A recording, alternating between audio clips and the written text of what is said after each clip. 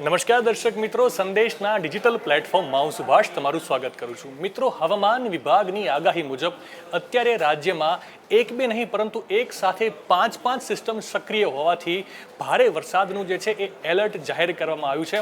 તો રાજ્યના કયા વિસ્તારોમાં કયા જિલ્લામાં ભારેથી અતિ ભારે વરસાદ ખાબકી શકે છે એ સમજવાનો પ્રયત્ન કરીએ.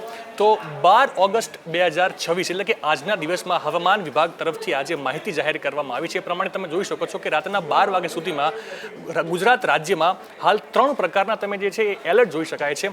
યલો એલર્ટ છે, ગ્રીન એલર્ટ છે અને ઓરેન્જ એલર્ટ છે. તો કયા વિસ્તારમાં ઓરેન્જ એલર્ટ આપવામાં આવ્યું છે, કયા વિસ્તારમાં યલો એલર્ટ આપવામાં આવ્યું છે અને કયા વિસ્તારમાં ગ્રીન એલર્ટ આપવામાં આવ્યું છે એ સમજવાનો પ્રયત્ન કરીએ. તો સૌથી પહેલા આપણે ઓરેન્જ એલર્ટની વાત કરીએ. તો આજે નકશા ઉપર તમે જોઈ શકો છો મધ્ય ગુજરાતના 3 જિલ્લામાં હવામાન વિભાગ તરફથી વરસાદનું ઓરેન્જ એલર્ટ આપવામાં આવ્યું છે. સૌથી પહેલાં વાત કરીએ તો મહીસાગર જિલ્લો છે, ત્યારબાદ પંચમહાલ જિલ્લો છે અને એના પછી દાહોદ જિલ્લો. મધ્ય ગુજરાતમાં આવતા 3 જિલ્લામાં હવામાન વિભાગ તરફથી વરસાદનું ઓરેન્જ એલર્ટ આપવામાં આવ્યું છે. એટલે કે આજના દિવસમાં રાતના 12 વાગ્યા સુધીમાં આ 3 જિલ્લામાં ભારેથી અતિ ભારે વરસાદ ખાબકી શકે છે. ત્યારબાદ હવે આપણે વાત કરીએ તો કયા જિલ્લામાં હવામાન વિભાગ તરફથી યલો એલર્ટ એટલે કે હળવાથી ભારે વરસાદની આગાહી વ્યક્ત કરવામાં આવી છે એ સમજવાનો પ્રયત્ન કરીએ. તો સૌથી પહેલી વાત કે કચ્છ જિલ્લામાં લાંબા સમય બાદ જે છે એ યલો એલર્ટ આપવામાં આવ્યું છે. એટલે કચ્છ જિલ્લામાં આજે રાતના 12 વાગ્યા સુધીમાં હળવાથી ભારે વરસાદની શક્યતા છે. એ પછી આગળ આવીએ તો ઉત્તર ગુજરાતમાં બનાસકાંઠા છે, ત્યારબાદ સાબરકાંઠા છે, અરવલ્લી છે અને ગાંધીનગર છે. આ જે છે એ ઉત્તર ગુજરાતના આટલા જિલ્લાઓમાં અત્યારે યલો એલર્ટ હવામાન વિભાગ તરફથી આપવામાં આવ્યું છે. ત્યારબાદ નીચે આવીએ છીએ તો સૌરાષ્ટ્રના અમુક જિલ્લાઓમાં પણ તમે જોઈ શકો છો તો યલો એલર્ટની આગાહી વ્યક્ત કરવામાં આવી છે. શરૂઆત કરીએ તો મધ્ય ગુજરાતમાં અમદાવાદ પણ આવી જાય છે અને ત્યારબાદ સુરેન્દ્રનગર આવી જાય છે, ભાવનગર આવી જાય છે અને અમરેલી આવી જાય છે. માફ કરજો, સુરેન્દ્રનગરમાં અત્યારે ગ્રીન એલર્ટ છે, એના વિશે આપણે બાદમાં વાત કરીશું. અમદાવાદ આવી જાય છે અને ભાવનગર અને અમરેલી, આ જે સૌરાષ્ટ્રના આ જે વિસ્તારો છે એમાં તમે જોઈ શકો છો કે હવામાન વિભાગ તરફથી જે છે યલો એલર્ટ જાહેર કરવામાં આવ્યું છે. એટલે આજના દિવસમાં રાતના 12 વાગ્યા સુધીમાં અમરેલી, ભાવનગર, અમદાવાદ આ તમામ જે છે જિલ્લાઓ છે ત્યાં ભારેથી અતિ ભારે વરસાદ ખાબકી શકે છે.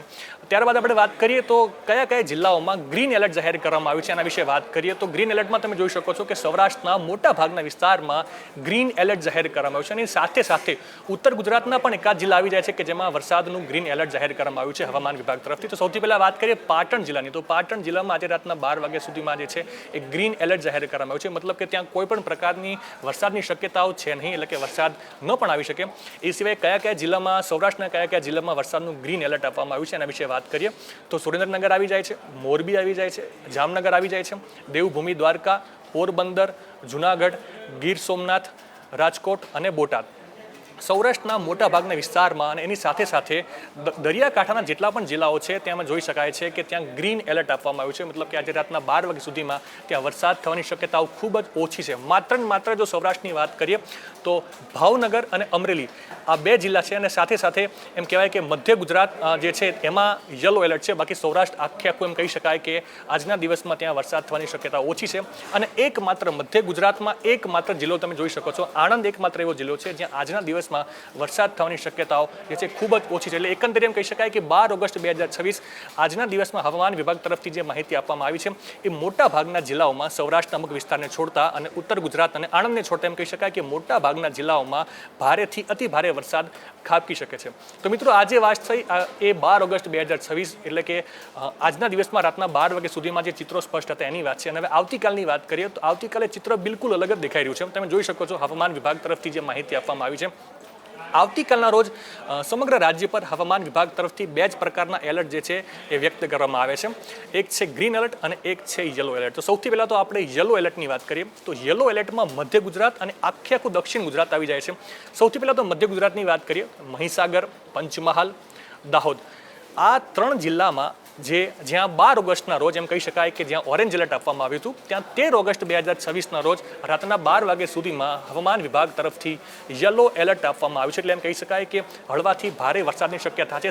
સાથે વડોદરા અને છોટા ઉદેપુર પણ આવી જાય છે. એટલે મધ્ય ગુજરાતના આ 5 જિલ્લાઓમાં હળવાથી ભારે વરસાદની શક્યતા છે. અને ત્યાંથી આપણે જો નીચે આવીએ છીએ તો ભરૂચ આવી જાય છે, નર્મદા આવી જાય છે, સુરત આવી જાય છે, તાપી આવી જાય છે, ડાંગ આવી જાય છે, નવસારી અને વલસાડ તમામ જિલ્લા છે. એટલે એમ કહી શકાય કે આખો આજે આદિવાસી પટ્ટો છે મધ્ય ગુજરાતની સાથે સાથે આદિવાસી પટ્ટામાં આવતીકાલે એટલે કે 13 ઓગસ્ટ 2026ના રોજ હવામાન વિભાગ તરફથી વરસાદનું યલો એલર્ટ જાહેર કરવામાં આવ્યું છે. અને એની સાથે સાથે સૌરાષ્ટ્રની વાત કરીએ તો સૌરાષ્ટ્રના માત્ર ને માત્ર 2 જ જિલ્લામાં આવતીકાલે વરસાદનું યલો એલર્ટ આપવામાં આવ્યું છે. એના વિશે વાત કરીએ તો એક છે ભાવનગર અને બીજો છે અમરેલી.